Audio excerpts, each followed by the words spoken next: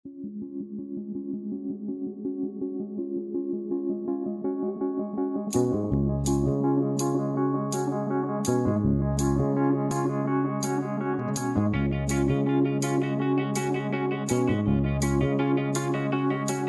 the real me. Assalamualaikum warahmatullahi wabarakatuh. Perkenalkan, nama saya Asisa Putri, NPM 20721067. Saya dari kelompok 4 ingin menjelaskan tentang wawasan Nusantara sebagai geopolitik Indonesia. Geopolitik secara etimologi berasal dari kata geo, yang berarti bumi, yang menjadi wilayah hidup. Jadi, yang menjadi wilayah hidup yang saat ini kita tempati itu disebut dengan bumi. Sedangkan politik dari kata polis yang berarti kesatuan masyarakat yang berdiri sendiri atau negara. Dan teia yang berarti urusan politik bermakna kepentingan umum warga negara suatu bangsa. Sebagai acuan bersama, geopolitik dimaknai sebagai ilmu penyelenggaraan negara, yang setiap kebijakannya dikaitkan dengan masalah-masalah geografi, wilayah, atau tempat tinggal suatu bangsa. Jadi, yang dimaksud dengan geopolitik di sini adalah sesuatu hal yang dikaitkan dengan tempat atau wilayah yang kita gali saat ini. Setiap bangsa mendapatkan anugerah Tuhan berupa alam, dengan segala isinya yang berbeda antar satu wilayah dengan wilayah lain. Jadi, setiap negara itu memiliki perbedaan seperti iklim, curah hujan, lalu musim, dan lain sebagainya. Demikian pula manusia sebagai ciptaan yang maha kuasa, dibekali dengan akal, budi, yang mewajibkan untuk mengarungi samudra kehidupan ini, dengan senantiasa mengembangkan hubungan yang baik antar sesama, lingkungan alam, hubungan dengan penciptanya. Jadi, sebagai seseorang yang dibekali ilmu dan budi pekerti yang baik, kita harus saling menghargai antara satu sama lain. Tidak hanya itu, kita juga harus menghargai antar sesama lingkungan, dan kita juga harus bertoleransi terhadap sesama kita. Begitu juga dengan pencipta kita. Salah satu pedoman bangsa Indonesia adalah wawasan nasional yang berpijak pada wujud wilayah Nusantara, sehingga disebut dengan wawasan Nusantara. Jadi, sebagai manusia, kita tidak hanya memiliki wawasan yang hanya di tempat itulah kita memiliki wawasan, akan tetapi kita harus melebarkan wawasan kita hingga ke mancanegara. Dan kita juga harus mengerti wawasan-wawasan yang lain yang berada dekat di sebelah negara kita. Tidak hanya di negara kita, akan tetapi di dalam negara kita, seperti hanya dengan lain daerah dan lain sebagainya. Kepentingan nasional yang mendasar bagi bangsa Indonesia adalah upaya menjamin persatuan dan kesatuan wilayah, bangsa, dan segenap aspek kehidupan nasionalnya. Jadi, sebagai warga negara, kita memiliki hak dan kewajiban untuk melindungi wilayah kita. Dan begitu juga dengan seluruh bangsa Indonesia, itu memiliki kewajiban yang sama. Oleh karena itu, kita harus membelakangkan kepentingan pribadi kita demi untuk kepentingan nasional. Dan kita juga harus mengerti wawasan-wawasan yang lain yang berada dekat di sebelah negara kita. Tidak hanya di negara kita, akan tetapi di dalam negara kita, seperti hanya dengan lain daerah dan lain sebagainya. Kepentingan nasional yang mendasar bagi bangsa Indonesia adalah upaya menjamin persatuan dan kesatuan wilayah, bangsa, dan segenap aspek kehidupan nasionalnya. Jadi, sebagai warga negara, kita memiliki hak dan kewajiban untuk melindungi wilayah kita. Dan begitu juga dengan seluruh bangsa Indonesia, itu memiliki kewajiban yang sama.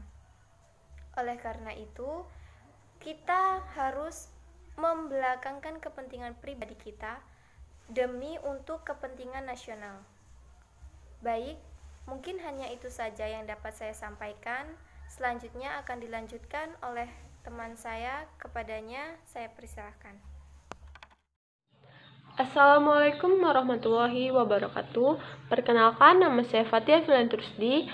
Sebagai pemateri 2 akan melanjutkan materi dari pemateri 1, yaitu tentang teori-teori geopolitik. Ada beberapa teori-teori mengenai geopolitik yang pernah ada di dunia, yaitu 1. Teori geopolitik Friedrich Russell.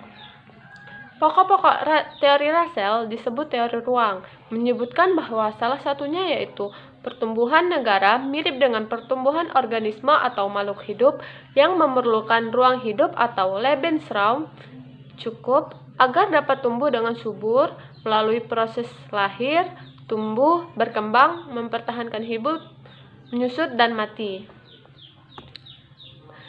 Kemudian, pandangan Russell tentang geopolitik menimbulkan dua aliran, yaitu 1. Berfokus pada kekuatan di darat atau kontinental dan berfokus pada kekuatan di laut atau maritim.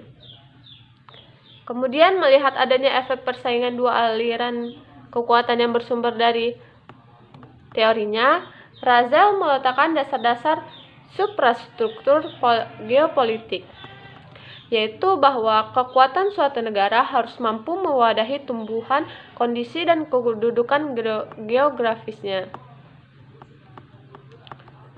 Selanjutnya yang kedua ada teori geopolitik Rudolf Cagellan.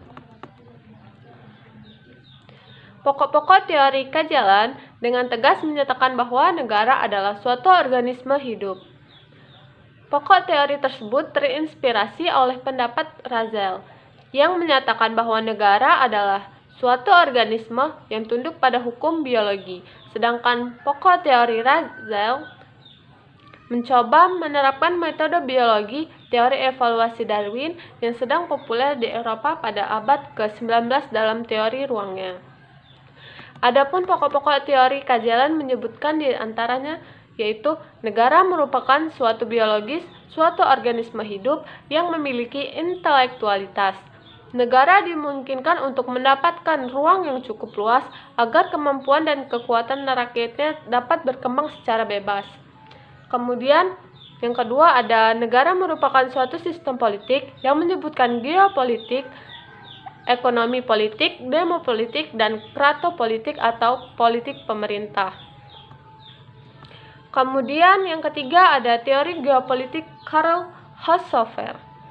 Pokok-pokok teori Haushofer pada dasarnya menganut teori Cagellan dan bersifat ekspansionis serta rasial. Bahkan dicurigai teori yang menuju kepada peperangan. Teori Haushofer berkembang di Jerman dan mempengaruhi Adolf Hitler.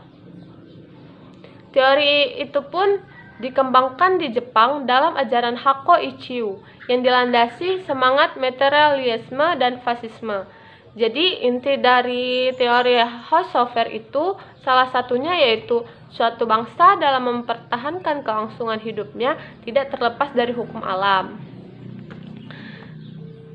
Ruang hidup bangsa dan tekanan kekuasaan ekonomi juga sosial yang rasial mengharuskan pembagian baru dari kekayaan alam di dunia. Selanjutnya yang keempat ada teori geopolitik dari Sir Halford Mackinder. Pokok teori Mackinder menganut konsep kekuatan darat dan mencetuskan wawasan benua.